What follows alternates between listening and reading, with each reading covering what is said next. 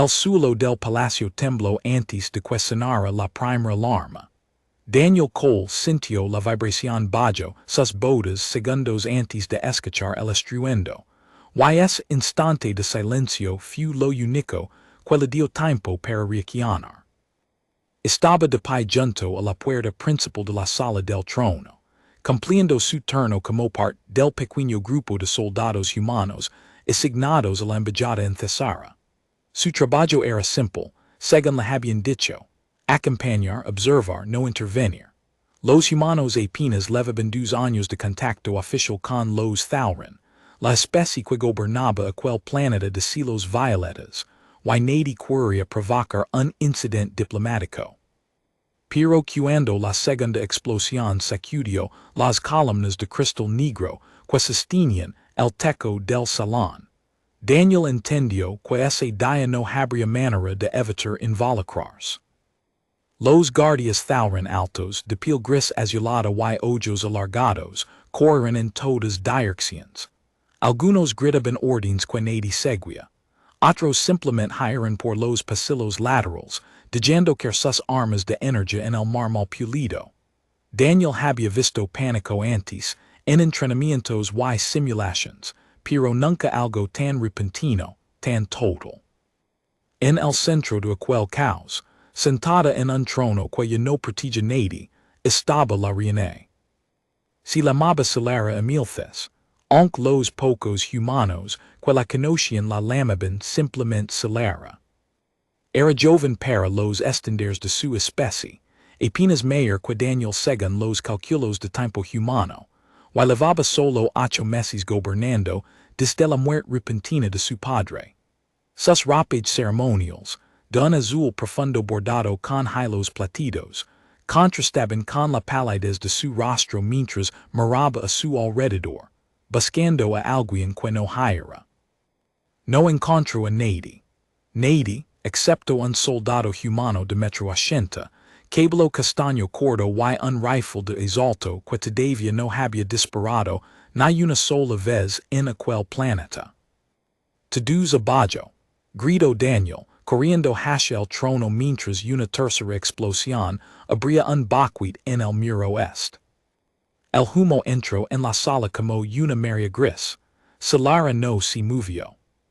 No por valencia, sino porque el miedo la había paralizado por completo.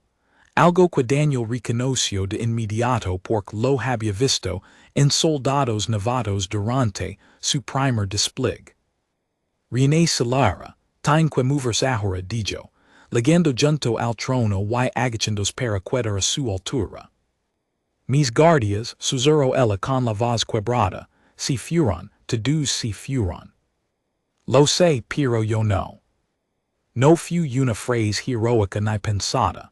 Simplemente fue lo único verdadero que Daniel pudo decir en ese momento, y curiosamente fue suficiente para que Solara reaccionara. Se levantó, tambaleante, sujetando confusa el brazo que él lo ofrecía. El comunicador de Daniel crepitó en su oído. Cole aquí Bennett, ¿qué diablos está pasando ahí dentro? La voz de la capitana Laura Bennett sonaba tensa incluso, a través de la estática. Ataque coordinado, capitana. Los guardias reales abandonaron el salón del trono. Tengo a la reina conmigo, viva, sin heridas graves. Los guardias hieren, todos. Todos. Hubo un silencio breve al otro lado de la línea. El tipo de silencio que significa que alguien está recalculando toda la situación. Escuchen bien, Cole. Esto no es un ataque externo.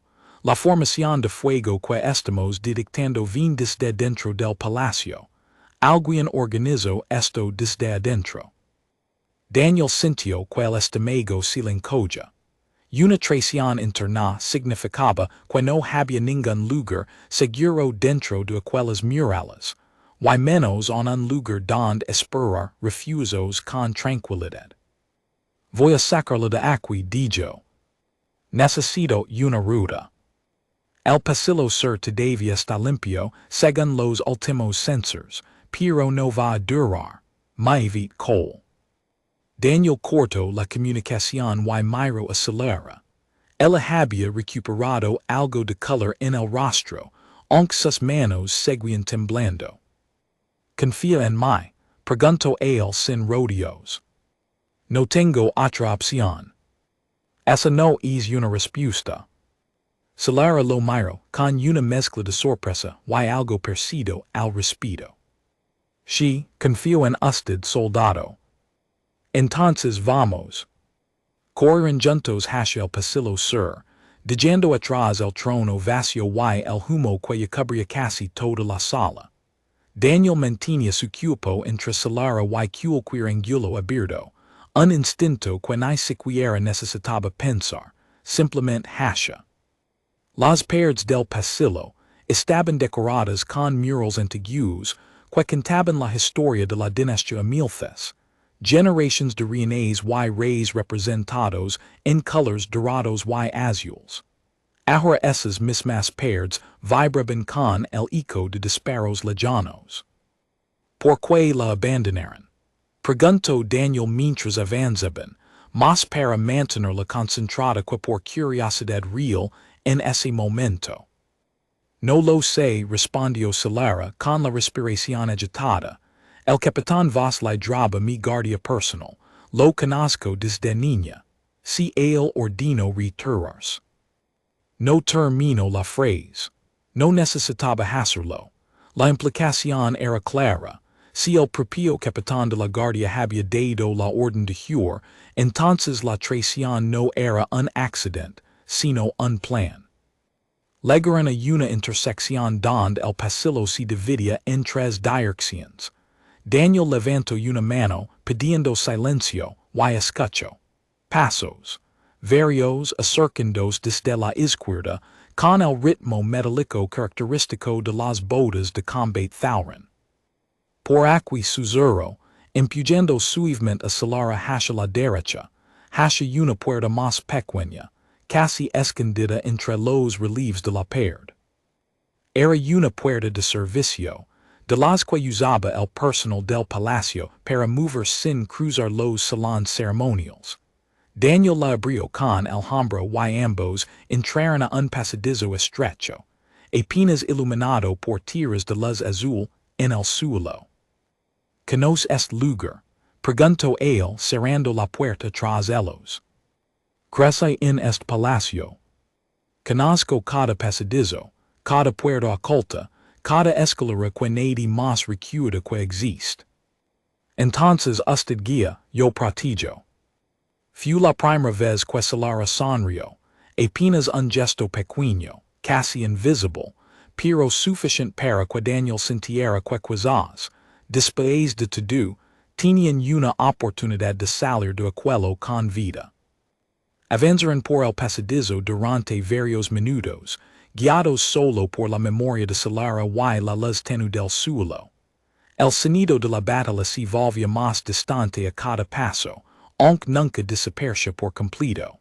En algún punto, Solara se detuvo frente a una pared que parecía idéntica a las demás. Aquí hay una escalera, dijo, presionando una piedra ligeramente más oscura que las que la rodeaban. La pared se deslizó hacia un lado, revelando una escalera de caracol que descendía hacia la oscuridad. Hacia donde leva. A los jardines interiores.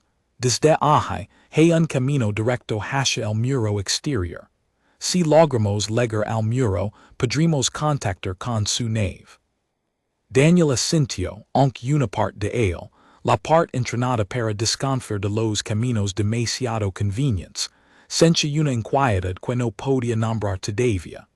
Bajaron la escalera en fila, el primero, con el rifle listo, ella detrás, sujetando el borde de su vestido ceremonial para no tropezar. Al llegar abajo, el air cambió.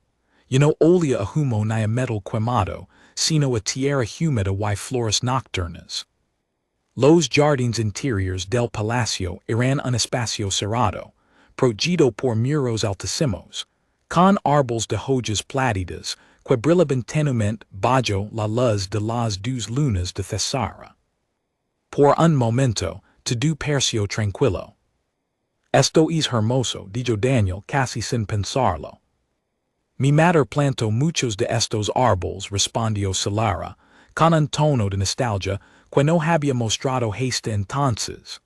Antes de morir, solía decir que un jardín así podía sobrevivir cualquier tormenta política, porque las plantas no entienden de traiciones. Ojalá las personas fueran igual de simples. Solara lo miró de reojo. Usted no per simple, soldado Cole. Daniel pude llamarme Daniel. Daniel repitió ella, probando el nombre en su idioma. Es un nombre curioso para alguien tan decidido a approachar a una desconocida. No es tan curioso, es solo mi trabajo. No creo que sea solo su trabajo. Daniel no respondió, en parte porque no sabía cómo hacerlo, y en parte porque en ese momento notó algo que hizo que todo su cuerpo se pusiera en alerta. Una sombra moviéndose entre los árboles, demasiado grande para ser un animal del jardín. Al suelo, susurró, empujando suavemente a Solara detrás de un árbol grueso. Un disparo de energía cruzó el espacio donde habían estado paradas apenas un segundo antes, quemando la hierba y dejando un olor acre en el aire. Daniel respondió de inmediato, disparando hacia la sombra sin dudar, y escuchó un grito seguido de un cuerpo cayendo entre los arbustos. Vos ordeno cerrar todas las salidas. Gritó una voz desde la oscuridad, en el idioma thaurin que el traductor de Daniel prosó casi al instante. Nadie sale de estos jardines con la reina. Solara se quedó helada al escuchar aquello. Entonces era cierto, murmuró, vos no solo ordeno retirarse, ordeno que me capturaran.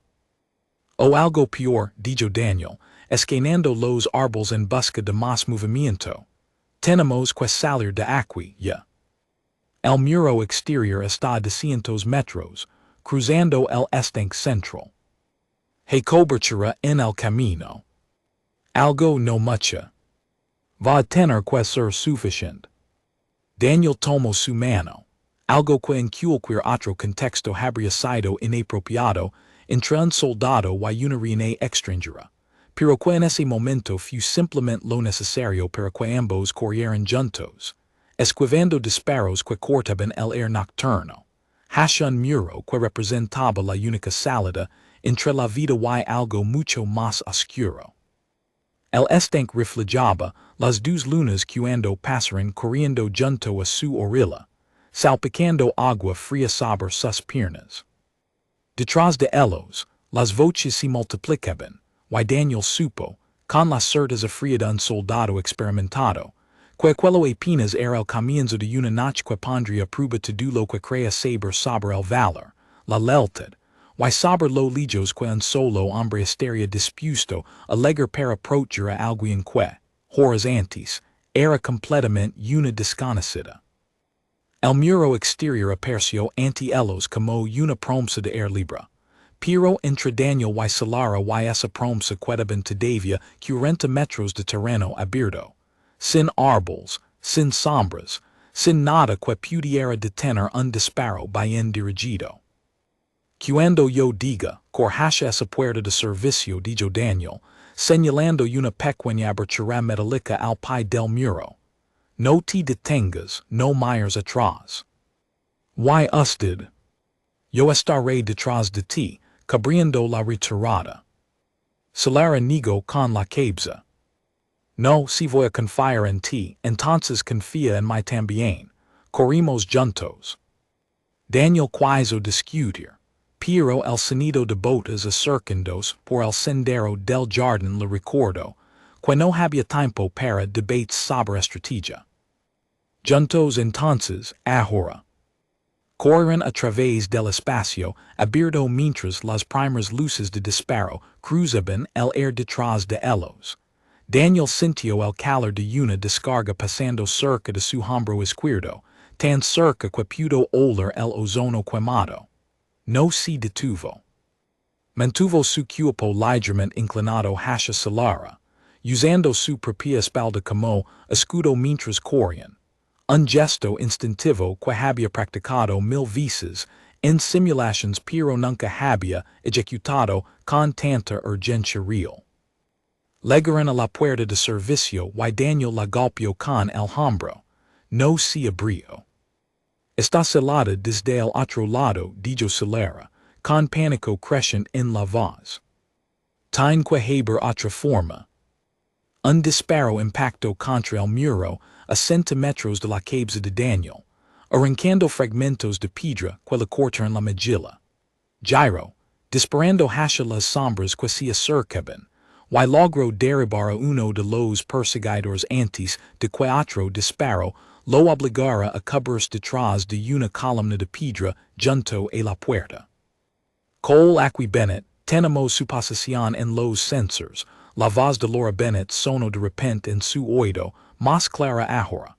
Estamos enviando una unidad hacia el muro exterior, sector 7. Mantén vivo 2 minutos más. 2 minutos es mucho tiempo cuando te están disparando, capitana. Hazlo funcionar, Cole. Daniel miró a Solara, que se había agachado junto a la puerta cerrada, respirando con dificultad. 2 minutos, le dijo. Podemos aguantar 2 minutos. Y si no podemos. Entonces harás lo que hicisteis un momento. Confía en que encontraré una forma. Solara asintió, aunque el miedo seguía visible en sus ojos alargados. Daniel se asomó desde la columna, calculando ángulos, contando enemigos. Eran al menos 4, avanzando en formación dispersa por el sendero del jardín, usando los árboles como cobertura de la misma manera que él había usado la columna. Disparó 2 veces, obligando a los atacantes a retroceder momentáneamente. No era suficiente para detenerlos, pero sí para ganar unos segundos preciosos. ¿Por qué haces esto? Preguntó Solara de repente, con una urgencia extraña en la voz, como si necesitara entenderlo antes de que ambos pudieran morir en aquel jardín. Eres humano. Yo no soy nada para tu especie. Ni siquiera nos conocíamos hace una hora. Daniel disparó, de nuevo antes de responder. Cuando era niño, mi padre trabajaba en emergencias, ayudando a personas después de desastres naturales. Una vez le pregunté por qué arriesgaba tanto su vida por extraños. Me dijo algo que nunca olvidé. ¿Qué te dijo? Que la diferencia entre un extraño y alguien importante y solo el tiempo que tardas en decidir que su vida vale tanto como la tuya. Yo decidí eso sobre ti en el momento en que Roman 6 que estabas sola en ese trono. Solara lo miró fijamente, y por un instante, en medio del caos y los disparos, ambos compartieron un silencio que pesaba más que cualquier palabra. El momento se rompió cuando una figura alta emergió del sendero, más grande que los demás atacantes, con una armadura ceremonial reconocible incluso bajo la luz tenue de las lunas. Capitán Voss, susurró Solara, con una mezcla de furia y dolor en la voz. El Thauron se detuvo a cierta distancia, con las manos vacías, en un gesto que parecía casi de rendición, aunque Daniel no bajó su arma ni por un segundo. Mi reina, dijo Voss, con una voz profunda que resonó extrañamente calmada. Esto no tenía que ser así. Si hubiera aceptado mi consejo hace meses, nada de esto sería necesario. Tu consejo, replicó Solara, poniéndose de pie a pesar del riesgo.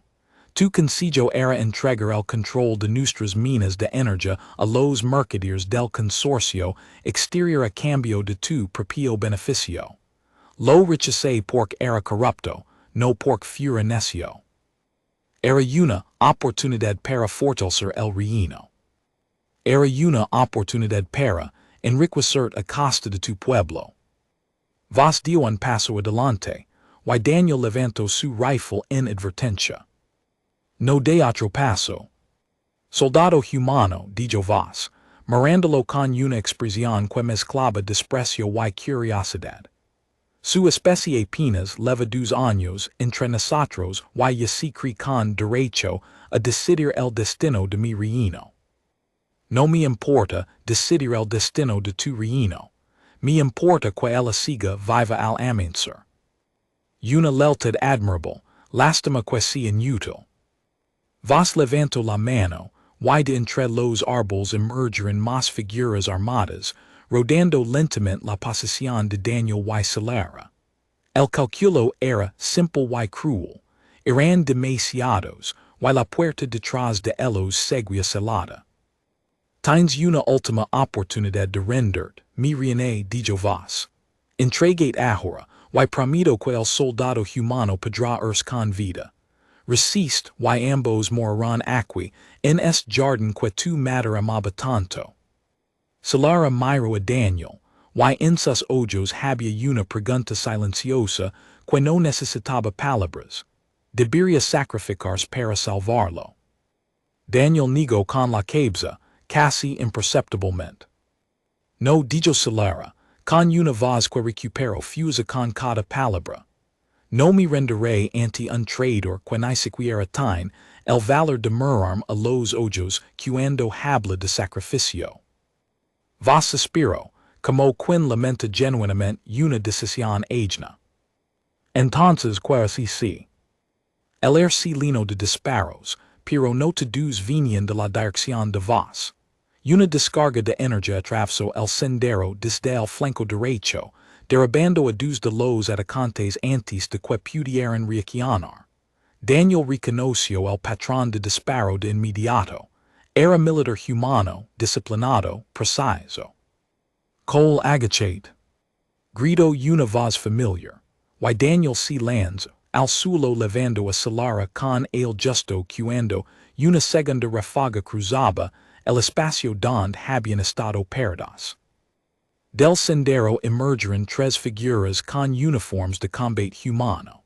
El sargento Ethan Brooks, liderando la carga, seguido por el cabo Nathan Price y la teniente Grace Dawson, cuyo rifle de precisión ya había cobrado su segundo objetivo. Vos, viendo que la balanza se inclinaba en su contra, retrocedió hacia la oscuridad del jardín junto con los sobrevivientes de su grupo. No sin antes lanzar una última mirada cargada de promesas nada agradables hacia Solara. Esto no termina aquí, mi reina. Y desapareció entre los árboles. Ethan Brooks ligó junto a Daniel, ayudándolo a levantarse mientras evaluaba rápidamente el estado de ambos. Están heridos. Nada grave, respondió Daniel, limpiándose la sangre de la mejilla cortada. Gracias por la puntualidad. La capitana Bennett no habría perdonado que llegáramos tarde. Solara observaba a los soldados con una expresión de alivio mezclado con cautela, como quien no está segura de si puede confiar completamente en la buena fortuna después de tanto peligro. Gracias, soldados, dijo, con formalidad ceremonial que contrastaba con el estado desaliñado de su vestido. Le debo mi vida a su valencia. Técnicamente, si la deba Cole, dijo Grace Dawson, con una sonrisa breve mientras revisaba el perímetro. Él fue quien la mantuvo con vida hasta que llegamos. Lo sé, respondió Solara, mirando a Daniel con una intensidad que él no supo como interpretar del todo. No lo he olvidado. La puerta de servicio finalmente se abrió desde el otro lado, y por ella emergió la capitana Laura Bennett, con el rostro tenso por la preocupación que había sentido durante toda la operación. Reina Solara, soldado Cole, me alegra ver que ambos siguen de pie, dijo, aunque su expresión seguía seria. Pero no tenemos tiempo para celebrations. Los sensors de nuestra nave detectaron que vas ha tomado control de las comunicaciones del palacio y ha celado los principales sistemas de transporte de la ciudad. ¿Qué significa eso? Preguntó Solara. Significa que no podemos simplemente volar hasta aquí y sacarlos. Vas anticipo exactamente ese movimiento y bloqueó todas las rutas aéreas cercanas al palacio con torretas de defensa que, técnicamente, siguen bajo el mando legal de la Guardia Real. Daniel frunció el ceño. Entonces tenemos que llegar a nuestra nave por tierra. Correcto, y no será un camino corto. El punto de aterrizaje más cercano donde nuestra nave puede evitar las torretas está a casi 15 kilómetros de aquí, cruzando la ciudad baja de Thesara. Solara palideció un poco al escuchar aquello. La ciudad baja no es un lugar seguro ni en los mejores días. De noche, y con el reino al borde de una guerra civil, será mucho peor. Lo sé, dijo Bennett, pero es la única ruta viable que tenemos. Nathan Price, que había permanecido en silencio revisando su equipo, habló por primera vez. Capitana, si vamos a cruzar 15 kilómetros de territorio hostil con la reina, necesitamos más que 5 personas. Ya solicité refuerzos. El coronel Sullivan está movilizando una segunda unidad desde nuestra base temporal, pero tardarán al menos 3 horas en estar operativos. Hasta entonces, estamos solos. El grupo se quedó en silencio por un momento, cada uno procesando la magnitud de lo que se les pedía. Daniel miró a Solara, que a pesar del cansancio y el miedo evidente, mantenía una postura firme, casi regia, como si estuviera decidida a no dejar que el terror la consumiera por completo.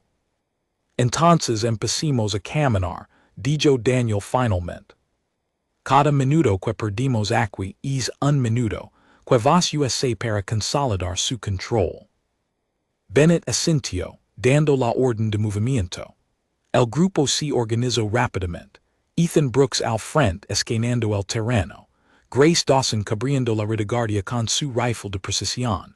Nathan Price a un costado, listo para reaccionar ante cualquier amenaza lateral. Y Daniel junto a Solara, en el centro de la formación, donde el riesgo era menor pero la responsabilidad mayor. Salieron del complejo del palacio a través de un passage subterráneo que Bennett había localizado usando los planos arquitectónicos originales, obtenidos meses antes durante las negociaciones diplomáticas iniciales. El passage los llevó a las afueras de los muros exteriores, donde comenzaba la extensión caótica y luminosa de la ciudad baja de Thesara. Las calles estaban iluminadas por letreros holográficos, en un idioma que el traductor de Daniel apenas lograba procesar a tiempo, anuncios de mercancías, tabernas, y servicios de todo tipo destinados a los habitantes menos favorecidos del reino. El air olía a especies desconocidas y metal caliente, una mezcla que Daniel encontraba simultáneamente fascinante y desconcertante. Mantengamos un perfil bajo, susurró Bennett, ajustando su capucha para ocultar mejor su identidad humana. Si Vasya controla las comunicaciones del palacio, es probable que también tenga ojos en la ciudad. Solara se cubrió el rostro con parte de su capa, un gesto que la transformaba de reina en una figura anónima más entre la multitud nocturna. Caminaron en silencio durante casi una hora, atravesando callejones estrechos y avenidas más amplias, siempre evitando las zonas mejor iluminadas donde el riesgo de ser reconocidos era mayor. Fue en uno de esos callejones estrechos donde Daniel notó, por primera vez, que alguien los seguía. No dijo nada al principio. Simplemente redujo ligeramente el paso, dejando que su mirada se moviera con naturalidad hacia los reflejos de los escaparates cercanos, una técnica que había aprendido durante su entrenamiento para detectar seguimiento sin alertar al que seguía. Ahí estaba. Una figura pequeña, envuelta en una capa oscura, manteniendo siempre la misma distancia, deteniéndose cuando ellos se detenían, avanzando cuando ellos avanzaban. Bennett dijo Daniel en voz baja, activando el canal privado de su comunicador. Tenemos compañía. Una sola figura detrás de nosotros a unos 20 metros. Lo Roman 6 también, respondió la capitana. Brooks, Dawson, prepárense para interceptar si es necesario, pero sin llamar la atención. El grupo continuó caminando como si nada hubiera cambiado. Aunque cada uno de ellos ahora calculaba ángulos y rutas de escape con mayor cuidado. Al llegar a una intersección donde la calle se dividía hacia un mercado nocturno lleno de gente, Bennett hizo una señal sutil, y el grupo se dividió momentáneamente, con Brooks desviándose hacia un callejón lateral para rodar a quien los seguía. La figura, al notar la maniobra, intentó retroceder, pero Brooks fue más rápido, cortando el paso antes de que pudiera escapar hacia las sombras.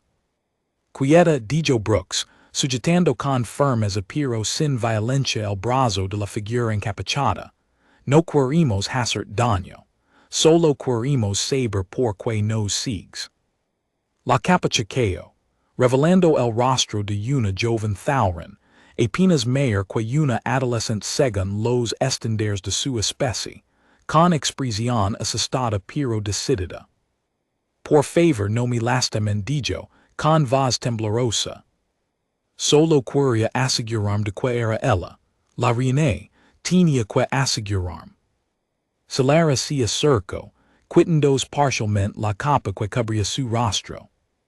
¿Me conoces?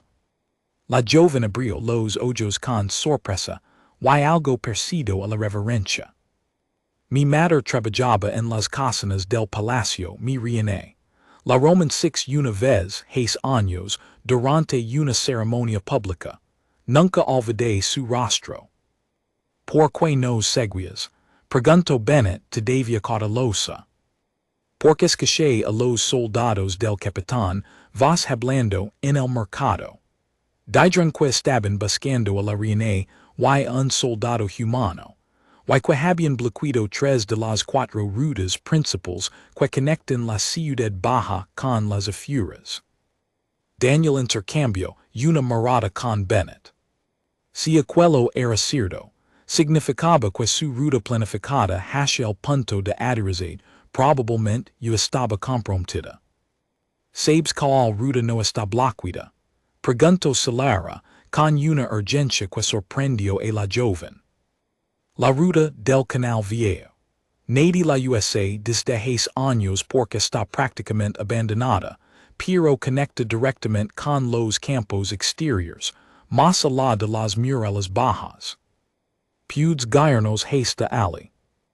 La joven dudó por un momento, mirando nerviosamente hacia los soldados que la rodeaban. Si los ayudo, y vos si entra, mi familia podría sufrir las consecuencias. Solara se acercó más, tomando las manos de la joven entre las suyas con una delicadeza que sorprendió incluso a Daniel. Te prometo que, si logramos recuperar el trono, tu familia y tú estarán bajo mi protección personal. Pero entiendo si el riesgo es demasiado grande. No te obligaré a nada. La joven miró a la reina durante un largo momento, y algo en su expresión cambió, como si estuviera tomando una decisión que superaba cualquier miedo inmediato. Mi nombre es Lyra, dijo finalmente, y los llevaré hasta el Canal Viejo. El grupo continuó su camino, ahora guiado por Lyra, quien conoce cada callejón, cada atallo, cada rincón de la ciudad baja con una familiaridad que solo alguien que había crecido entre esas calles podía tener. Mientras avanzaban, Daniel aprovechó un momento de calma relativa para hablar con Solara, quin caminaba a su lado con una expresión pensativa. Siempre has sido así. Pregunto a él. Así como. Dispuesto a confiar en extraños, a arriscar por personas que apenas conoces. Solara sonrió con cierta tristeza. Mi padre solía decir que un gobernante que no confía en su pueblo termina gobernando solo el miedo, no la lealtad. Pasé toda mi vida rodada de consejeros que me decían que la desconfianza era la única forma de sobrevivir en la política. Pero cuando vos, alguien en quien confié completamente durante años, resultó ser el mayor traidor de todos, entendí algo importante. ¿Qué entendiste? Que la confianza nunca fue el problema. El problema era en quien decidía confiar. Lira, esta joven que apenas conocimos, arrisca más por mí en este momento que vos, quien juró protegerme con su vida. Daniel asintió, pensando en sus propias experiencias, en cómo él había sido le había enseñado a confiar ciegamente en la cadena de mando. Hasta que la realidad de aquella noche había demostrado que incluso las estructuras más sólidas podían romperse desde dentro. En mi mundo, dijo, tenemos un dicho similar. La lealtad no se hereda con un título ni con un uniforme. Se gana, día tras día, con a quienes pequeños que nadie más ve. Me gusta ese dicho. A mí también, aunque hasta esta noche nunca lo había entendido del todo. Llegaron al canal, viejo después de casi 2 horas de caminata cuidadosa. El lugar era exactamente como Lira lo había descrito. Un canal de agua estancada, bordeado por estructuras abandonadas que alguna vez habían sido parte activa del sistema de transporte de la ciudad, ahora cubiertas de musgo luminoso y silencio. Desde aquí, el camino hacia los campos exteriores es directo, dijo Lira, señalando un sendero apenas visible entre la vegetación. Pero les advirto, esta zona no está completamente desierta. Hay quienes viven aquí, personas que el reino olvidó hace mucho tiempo. ¿Son peligrosos? Preguntó Grace Dawson, revisando su rifle instintivamente. No si no los provocan. Simplemente quieren que los dejen en paz. Bennett asintió, comprendiendo la delicadeza de la situación. Entonces los dejaremos en paz. Brooks Price, mantenga información defensiva pero sin apuntar armas a menos que sea absolutamente necesario. No queremos crear más enemigos esta noche. Avanzaron por el sendero, y efectivamente, comenzaron a aparecer figuras entre las estructuras abandonadas. Familias estaban viviendo en condiciones precarias, niños jugando con materiales reciclados, ancianos observando el paso del grupo con curiosidad más que hostilidad. Daniel sintió una punzada de algo parecido a la vergüenza, al darse cuenta de cuánta desigualdad existía en un reino que, desde el palacio, parecía tan próspero y ordenado. Solara caminaba con la mirada baja, visiblemente afectada por lo que veía. Nunca había estado aquí, admitió en voz baja, solo para Daniel. Sabía que existen zonas pobres en la ciudad, pero nunca las había visto con mis propios ojos. ¿Te sorprende? Me avergüenza. He gobernado 8 meses y nunca me pregunté seriamente por qué mi pueblo vivía así mientras yo dormía en habitaciones cubiertas de oro. Entonces quizás esta noche, además de salvar la vida, te está enseñando algo importante sobre lo que significa gobernar de verdad. Solara lo miró con una intensidad renovada. Si sobrevivo esta noche, prometo que las cosas cambiarán.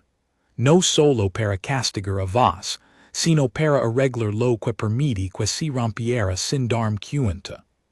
Fue en ese momento, mientras cruzaban un pequeño puente de metal oxidado sobre el canal, que las luces de varios vehículos aparecieron repentinamente en el horizonte, avanzando directamente hacia su posición. Cobertura, gritó Ethan Brooks, empujando al grupo hacia las sombras de una estructura cercana. Los vehículos, de diseño militar reconocible, se detuvieron a poca distancia, y de ellos descendieron soldados con el emblema de la Guardia Real, el mismo emblema que vos había traicionado esa misma noche. No puede ser una coincidencia que estén exactamente aquí, susurró Bennett, analizando la situación con ojos entrenados. Alguien filtró información sobre nuestra ruta. Lyra, pálida y visiblemente asustada, negó rápidamente con la cabeza. Yo no digo nada, lo juro. No te estoy acusando, dijo Bennett, aunque su tono seguía tenso.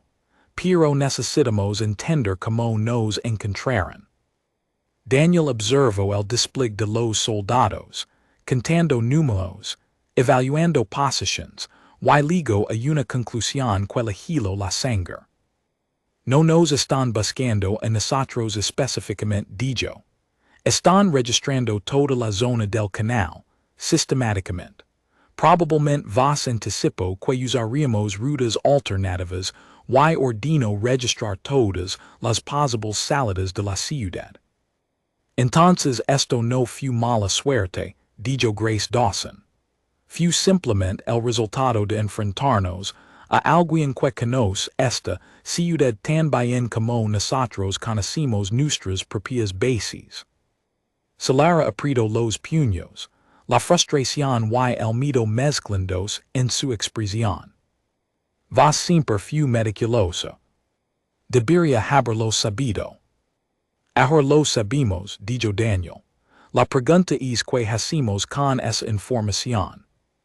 Bennett estudió el terreno rápidamente, evaluando options con la velocidad que solo la experiencia de combate podía proporcionar.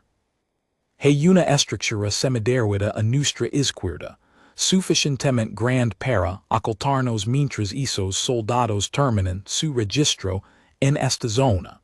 Si nos movimos con cuidado, podemos evitar el contacto directo. ¿Y si no funciona? Preguntó Lyra con voz temblorosa. Entonces improvisaremos, respondió Bennett, con una cama que, aunque forzada, resultaba reconfortante.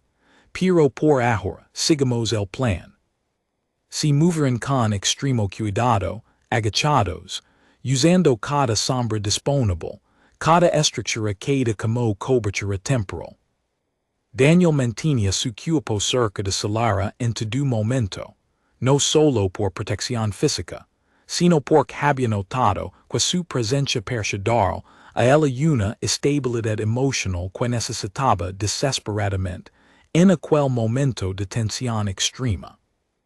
Llegaron a la estructura semiderrida sin ser detectados, refugiándose en lo que alguna vez había sido, aparentemente, una pequeña estación de baño para el sistema de canales. El interior estaba oscuro, húmedo, y lleno de maquinaria oxidada que no funcionaba, pero ofrecía cobertura suficiente para esperar a que los soldados de vos continuaran su registro hacia otra dirección. El grupo permaneció en silencio absoluto durante casi 20 minutos, escuchando las voces distintas de los soldados que registraban la zona sistemáticamente. Finalmente, las luces de los vehículos comenzaron a alejarse, moviéndose hacia otra sección del canal, y Bennett dejó escapar un suspiro contenido de alivio. Si están moviendo, tenemos una ventana para continuar. ¿Cuánto tiempo tenemos? Preguntó Daniel. No mucho. Si siguen un patrón sistemático de registro, es probable que vuelvan a pasar por esta zona en aproximadamente una hora, quizás menos.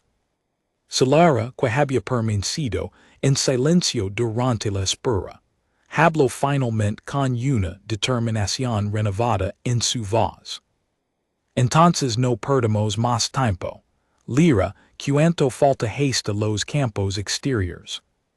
Si nos movimos rápido, quizás 40 minutos más. Sufficient margen, dijo Bennett. My advance to-dos, con cuidado pero sin demoras innecesarias. Salieron de la estación de Bamio, retomando el sendero hacia los campos exteriores. El aire nocturno se sentía diferente ahora, cargado de una tensión que ninguno de ellos podía ignorar completamente, la certeza silenciosa de que, sin importar cuánto se esforzaran, la noche todavía guardaba pruebas mucho más difíciles antes de que pudieran considerar aquella misión un éxito. Daniel, caminando junto a Solara en la oscuridad creciente, sintió que algo había cambiado entre ellos desde el momento en que se conocieron horas antes en aquel trono abandonado. Ya no eran simplemente un soldado y una reina extranjera obligados por las circunstancias a colaborar. Se habían convertido, sin propósito, en aliados que comparten algo mucho más profundo que una misión de supervivencia, una confianza forjada bajo el fuego, que ninguna traición futura podría deshacer fácilmente. Los campos exteriores se extendían bajo la luz plátida de las dos lunas como un mar de cultivos altos, ondulando suavemente con el viento nocturno. Daniel sintió, por primera vez desde que había comenzado aquella noche interminable, una pequeña esperanza de que quizás lograrían llegar hasta el punto de aterrizar sin más enfrentamientos. Esa esperanza duró exactamente el tiempo que tardaron en cruzar el primer tercio del campo. Movimiento, once en punto, dijo Nathan Price, deteniéndose abruptamente y levantando el puño en señal de alto. Todo el grupo se congeló, escaneando la oscuridad entre los cultivos. Daniel entrecerró los ojos, tratando de distinguir formas entre las sombras alargadas de las plantas. No vio nada, susurró Grace Dawson. Yo tampoco lo vio, lo siento, respondió Price. Algo se movió entre los cultivos, demasiado gran para ser un animal pequeño. Bennett activó un dispositivo de escaneo técnico que llevaba en su equipo, y la pantalla mostró varias siluetas dispersas alrededor de su posición, formando un patrón que no parecía casual. Nos están rodando, dijo, con la voz tensa pero controlada. Cuento al menos 8 formas de calor, distribuidas en un semicírculo frente a nosotros. Solara, mirando el dispositivo por encima del hombro de Bennett, palideció. Esa formación es exactamente el tipo de emboscada que enseñan en el entrenamiento de la Guardia Real. Vos debe haber anticipado que usaríamos esta ruta también. Entonces no hay forma de evitarlos, dijo Daniel, calculando rápidamente las opciones disponibles. Capitana, podemos retroceder. Si retrocedimos, perdimos la única ventana de tiempo que tenemos antes de que la patrulla del canal vuelva a esta zona. Quedaríamos atrapados entre dos fuerzas. El silencio que siguió fue pesado, cargado de la comprensión compartida de que, sin importar qué dirección eligieran, el enfrentamiento parecía inevitable. Entonces luchamos, dijo Ethan Brooks, con la calma fría de un soldado que ha aceptado la realidad de la situación. Capitana, sugiero que formemos un perímetro defensivo aquí mismo, usando los cultivos como cobertura natural, y esperemos que lleguen a nosotros en lugar de avanzar hacia una emboscada preparada. Bennett asintió, dando rápidamente las órdenes necesarias. El grupo se dispersó ligeramente, formando un círculo defensivo alrededor de Solara y Lyra, mientras Daniel se posicionaba en el punto más expuesto, el que enfrentaba directamente hacia donde se habían dictado la mayoría de las formas técnicas. Solara, dijo Daniel, sin apartar la mirada de la oscuridad frente a él, sin importar lo que pase, quédate detrás de Lyra y no te muevas de esta posición. Daniel, prométemelo. Solara respiró profundamente, y por primera vez en toda la noche, Daniel notó un temblor en su voz que no era solo miedo, sino algo más complejo, quizás preocupación genuina por lo que pudiera pasarle a él. Lo primero. Las primeras figuras emergieron de entre los cultivos casi un minuto después, avanzando con la disciplina metódica de soldados entrenados. Daniel contó rápidamente. No eran 8, como había sugerido el escaneo inicial, sino casi el doble, distribuidos en múltiples ángulos de ataque. Capitana, esto es más grande de lo esperado, dijo, sin perder de vista a los atacantes que se acercaban. Lo vio Cole, mantén posición. El primer disparo rompió el silencio de la noche, y de inmediato, el campo se convirtió en un caos de destellos de energía cruzando entre los cultivos. Daniel respondió disparando con precisión calculada, derribando a dos atacantes antes de verse, obligado a retroceder hacia una cobertura más sólida cuando una ráfaga concentrada apuntó directamente hacia su posición. Grace Dawson, desde una posición elevada sobre una pequeña estructura de riego, cubría el flanco derecho con disparos precisos que mantenían a raya a los atacantes que intentaban rodar al grupo. Ethan Brooks y Nathan Price coordinaban el flanco izquierdo, moviéndose con la sincronización de soldados que habían entrenado juntos durante años. Pero incluso, con la ventaja táctica de su formación defensiva, el número superior de atacantes comenzaba a hacer sentir su peso. Daniel escuchó, con creciente preocupación, como la frecuencia de disparos aumentaba, y notó que su propia posición se veía cada vez más comprometida por atacantes que avanzaban desde ángulos que no había considerado. Cole, tienes movimiento a tu derecha, gritó Bennett, disparando ella misma hacia esa dirección para cubrir a Daniel.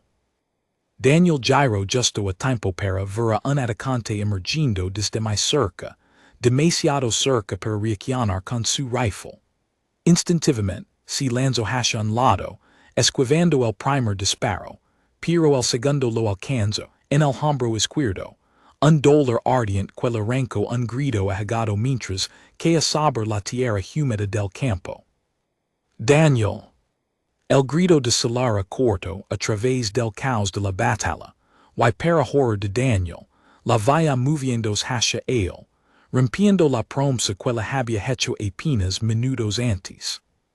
Quedé atrás, logró gritar él, presionando su mano contra la herida ardiente mientras intentaba recuperar su rifle caído. Pero Solara no se detuvo. Corrió hacia él, colocándose entre Daniel y el atacante que se acercaba, con una determinación feroz que sorprendió incluso a los soldados humanos que observaban la escena.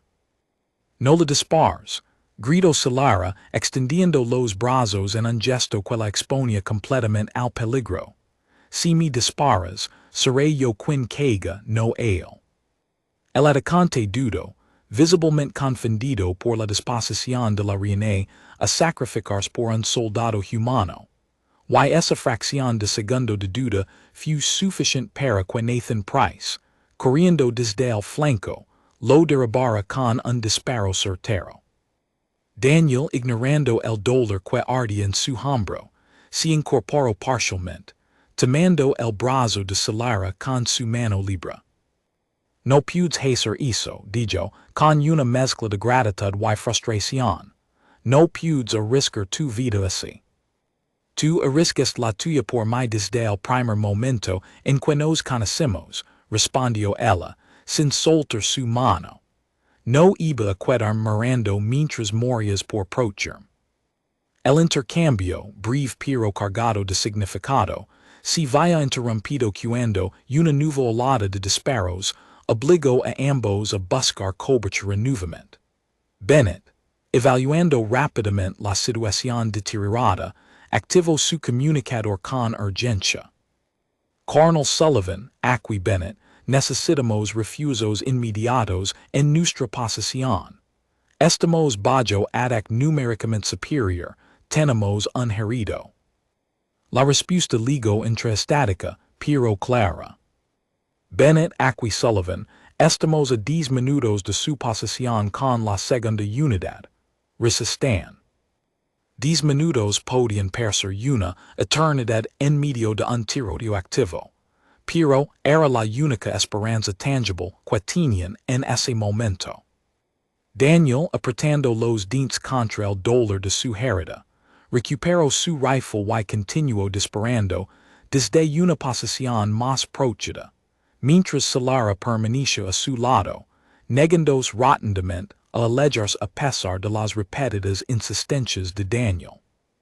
Si vamos a morir aquí, dijo ella, con una calma sorprendente considerando la situación, prefiero morir a tu lado que escondida detrás de alguien más. No vamos a morir aquí, respondió Daniel, aunque la certeza en su voz era más un acto de voluntad que una convicción real en ese momento. La batalla continuó, feroz y desesperada, con cada minuto perciendo esterar hasta límites insoportables. Lyra, refugiada detrás de una estructura de riego junto con lo que quedaba de la formación defensiva, observaba todo con ojos llenos de terror, pero también con una determinación silenciosa de que, sin importar lo que pasara, no abandonaría a las personas que le habían mostrado más respeto en aquella noche que cualquier autoridad del reino en toda su vida. Fue entonces, cuando la situación parecía volverse insostenible, que el sonido distintivo de motores de propulsión rasgó el aire nocturno, acercándose rápidamente desde el horizonte. E. Sullivan, gritó Ethan Brooks, con evidente alivio en la voz al reconocer el patrón de sonido de las naves de apoyo humano. Dos naves de transport ligero descendieron sobre el campo, y de ellas emergieron soldados humanos que se sumaron inmediatamente al enfrentamiento, cambiando drásticamente el equilibrio de fuerzas. Los atacantes de voz, viendo que la balanza se inclinaba decisivamente en contra de ellos, comenzaron a retirarse hacia la oscuridad, dejando atrás a varios heridos y capturados. El coronel Frank Sullivan, un hombre de rostro curtido y mirada firme, se acercó rápidamente hacia Bennett mientras coordinaba la limpieza final del área. ¿Todos bien?, preguntó, aunque su mirada ya había captado la herida visible en el hombro de Daniel. Vivos, coronel, que es más de lo que esperábamos hace unos minutos, respondió Bennett. Necesitamos evacuación médica inmediata para Cole, y transport seguro para la Reina hacia nuestra nave. Sullivan asintió, dando órdenes rápidamente mientras el equipo médico se acercaba para atender a Daniel. Buen trabajo todos, dijo, mirando específicamente a Daniel con una expresión que mezclaba respeto y preocupación. Cole, escuché lo que hiciste esta noche. Protesta la reina cuando todo su propio ejército la abandonó. Eso no se olvida fácilmente. Daniel, mientras el médico examinaba su herida con manos rápidas y expertas, solo pudo esbozar una sonrisa cansada. Solo hice lo que cualquiera hubiera hecho, coronel. No, dijo Solara, todavía a su lado, sujetando su mano con firmeza mientras el médico trabajaba. No cualquiera hubiera hecho lo que tú hiciste esta noche. Y no lo olvidaré mientras viva. Mientras las naves de transport se preparaban para llevarlos hacia un lugar seguro, Daniel sintió, a pesar del dolor y el agotamiento, una certeza extraña pero reconfortante. Aquella noche había cambiado algo fundamental, no solo en el destino político de un reino extranjero, sino en su propia comprensión de lo que significaba realmente proteger a alguien, más allá de cualquier orden militar o protocolo diplomático. A bordo de la nave humana, mientras el amanecer comenzaba a teñir el cielo de Thesara con tonos anaranjados que contrastaban dramáticamente con el violeta habitual, Daniel descansaba en la enfermería con su hombro vendado, y una dosis suficient de analgésicos para mantener el dolor bajo control. Solara, que había insistido en permanecer cerca a pesar de las sugerencias del personal médico de que descansara en un camarote separado. Estaba sentada junto a su cama, todavía vistiendo los restos desgarrados de su vestido ceremonial. Deberías descansar, dijo Daniel, aunque su voz sonaba débil por el cansancio de la noche. Has pasado por tanto como yo. No puedo descansar todavía, respondió ella. No mientras vos seguía consolidando su control sobre el palacio. La capitana Bennett y el coronel Sullivan están coordinando una respuesta ahora mismo. Tienen un plan. Lo sé, pero es mi reino, Daniel, mi responsabilidad. No puedo simplemente quedarme aquí mientras otros arriscan sus vidas para recuperarlo. Daniel intentó incorporarse, aunque el dolor en su hombro le recordó rápidamente los límites de su cuerpo en ese momento. Entonces déjame contigo, cuando llegue el momento. Estás herido. Y tú estuviste dispuesta a recibir un disparo por mi hace unas horas. No voy a discutir contigo sobre quién puede o no puede arriesgarse por el otro. Solara sonrió. Esa sonrisa pequeña y genuina que Daniel había comenzado a valorar profundamente durante aquella noche interminable. Está bien, pero solo si el médico lo autoriza. La puerta de la enfermería se abrió, y Bennett entró con una expresión que mezclaba cansancio y determinación renovada. Tenemos actualizaciones, dijo, sin preámbulos innecesarios. Nuestros informantes en el palacio confirman que vos ha reunido a los líderes de varios clans menores del reino, ofreciéndoles posiciones de poder a cambio de su lealtad. Está intentando construir una base de apoyo antes de que podamos organizar una respuesta efectiva. ¿Cuánto tiempo tenemos? Preguntó Solara, incorporándose con renovada urgencia. Según nuestros cálculos, quizás 2 horas antes de que consolide suficiente apoyo para hacer casi imposible removerlo sin un conflicto prolongado. Daniel frunció el ceño, procesando la información. ¿Y cuál es el plan? El plan es simple en concepto, complicado en ejecución, dijo Bennett. La reina Solara debe aparecer públicamente, viva y en control, antes de que vos pueda consolidar la narrativa de que ella ha muerto o ha sido incapacitada. La legitimidad, en este tipo de situaciones políticas, muchas veces pesa más que la fuerza militar. ¿Aparecer dónde exactamente? Preguntó Solara.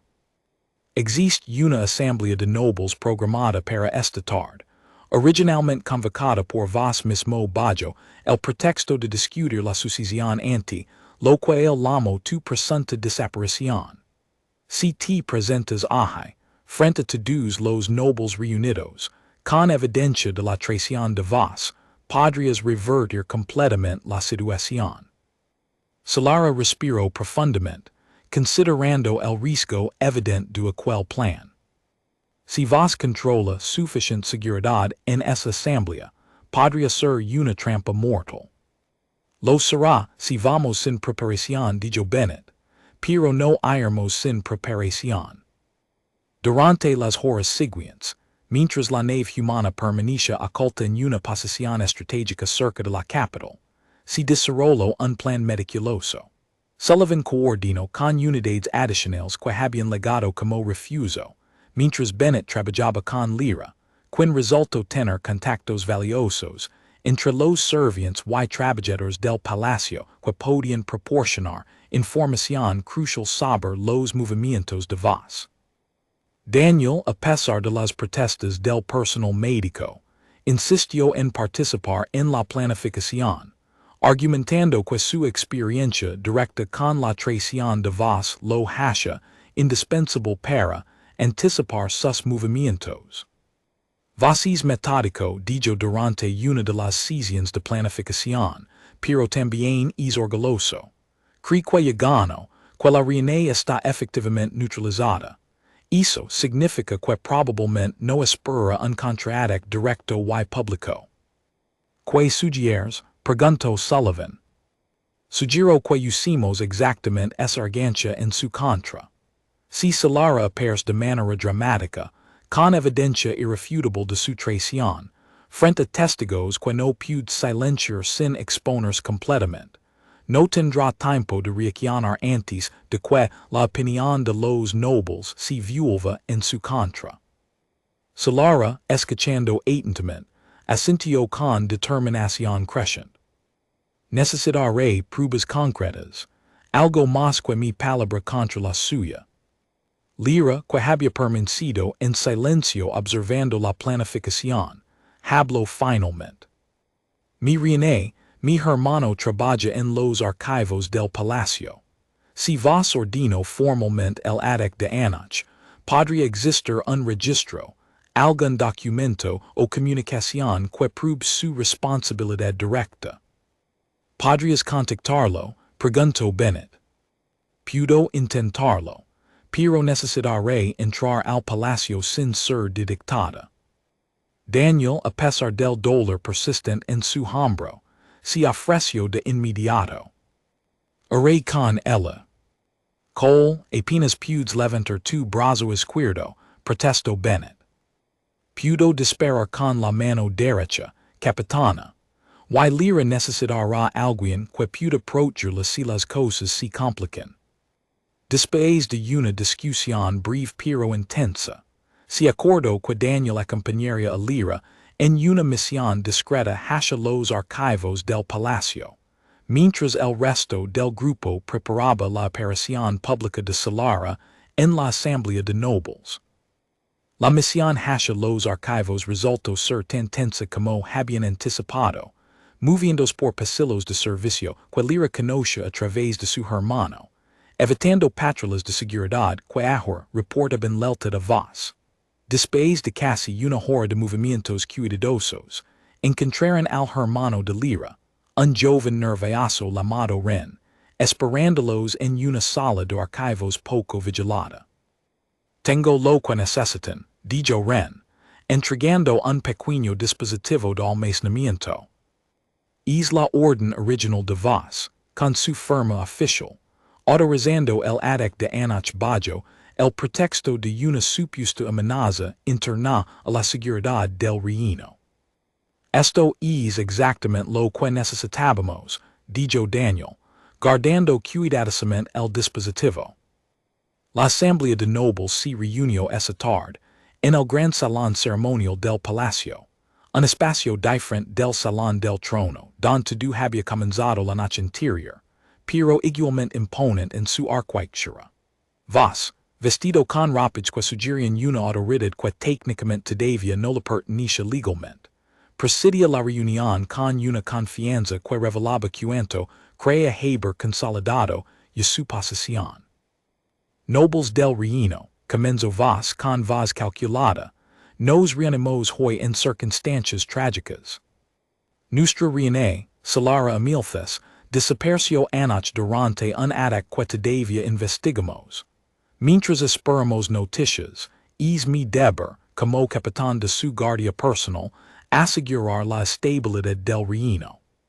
Fue en ese momento que las puertas del gran salón se abrieron confusa, y Solara entró, vestida ahora con ropas ceremoniales nuevos que sus aliados habían conseguido, caminando con una postura regia que contrastaba dramáticamente con su apariencia desaliñada de la noche anterior. El salón se llenó de murmullos de sorpresa mientras los nobles presentes observaban a su reina, claramente viva y decidida, avanzando directamente hacia el estrado donde vos permanecía paralizado por la sorpresa. Capitán vos, dijo Solara, con una voz que resonó con autoridad en todo el salón. Me alegra que estéis tan preocupado por mi bienestar que hayas convocado esta asamblea para discutir mi ausencia. Vos, recuperando parcialmente su compostura, intentó responder. Mi reina, un alivio inmenso ver la convida. Temíamos lo peor después del ataque de anoche. Que curioso, respondió Solara, sacando el dispositivo de almacenamiento que Daniel le había entregado. Porque tengo evidencia clara de que el ataque de anoche no fue una amenaza externa, sino una orden directa firmada por ti mismo. Los murmullos en el salón se transformaron en exclamaciones de shock mientras Solara proyectaba el contenido del dispositivo en las pantallas holográficas centrales, mostrando la orden original con la firma inconfundible de voz. Esto es una fabricación, protestó voz, aunque el pánico comenzaba a filtrarse en su voz. Una manipulación de mis enemigos para desacreditarme. Enemigos como mi guardia personal, que huyo dejando sola anoche bajo tus órdenes directas. Replicó Solara. O quizás te refieres al soldado humano, que arriscó su vida repetidamente para approachar mientras tus propios hombres intentaban capturarme para tus fines. Los nobles presentes, muchos de los cuales habían servido bajo el padre de Solara durante décadas, comenzaron a murmurar a voz con expresiones que oscilaban entre la incredulidad y la furia creciente. Vos dijo uno de los nobles más antiguos, un anciano de voz grave llamado Cathari, si esto es cierto, has cometido traición contra la corona misma. Vos, viendo que su posición se desmoronaba rápidamente, intentó una última maniobra desesperada, alcanzando un arma oculta bajo sus rápidos ceremonials. Pero antes de que pudiera completar el movimiento, Daniel, que había permanecido cerca de la entrada del salón junto con el resto del equipo humano, avanzó rápidamente, desarmándolo con un movimiento preciso a pesar de su hombro herido. Se acabó, vos dijo Daniel, sujetando firmemente al capitán traidor mientras los guardias leales, presentes en el salón, finalmente intervenían para completar el arresto. El gran salón quedó en silencio absoluto durante un momento, procesando la magnitud de lo que había ocurrido, antes de que Cathari, el noble anciano, se dirigiera formalmente hacia Solara. Mi reina, en nombre de la asamblea, le ofrecimos nuestras disculpas por haber dudado, aunque brevemente, de su legitimidad. Y le agradecimos, a usted y a sus aliados humanos, por exponer esta traición antes de que causara un daño irreparable a nuestro reino. Solara, con una dignidad que había ganado no solo por su título sino por las pruebas de valencia demostradas durante aquella noche interminable, se dirigió a toda la asamblea. Esta noche, y el día de hoy, aprendí lecciones que ningún consejero real podría haberme enseñado. Aprendí que la verdadera lealtad no se mide por títulos ni juramentos formales, sino por quienes cuando tu pers perdido. Aprendí también que mi reino tiene desigualdades que he ignorado durante demasiado tiempo, y prometo ante todos ustedes trabajar para corregir esas fallas. Hizo una pausa, mirando directamente hacia Daniel, que permanecía junto a la entrada, todavía sujetando parcialmente su hombro herido. Y aprendí que la amistad y el valor pueden encontrarse en los lugares más inesperados, incluso entre especies que apenas comienzan a conocerse. Los días siguientes trajeron consigo una transformación notable en Thesara. Vos fue formalmente juzgado y despojado de todos sus títulos, enfrentando las consecuencias legales de su traición según las leyes del reino. Solara, fortalecida por el apoyo renovado de la Asamblea de Nobles y del pueblo que pronto conoció la historia completa de aquella noche, comenzó a implementar reformas que abordaban directamente las desigualdades que había presenciado en la ciudad baja. Lira y su hermano recibieron, tal como Solara había prometido, protección personal y oportunidades que jamás hubieran imaginado antes de aquella noche crucial, convirtiéndose en parte de un nuevo círculo de consejeros que Solara eligió específicamente por su lealtad demostrada, no por su estatus heredado.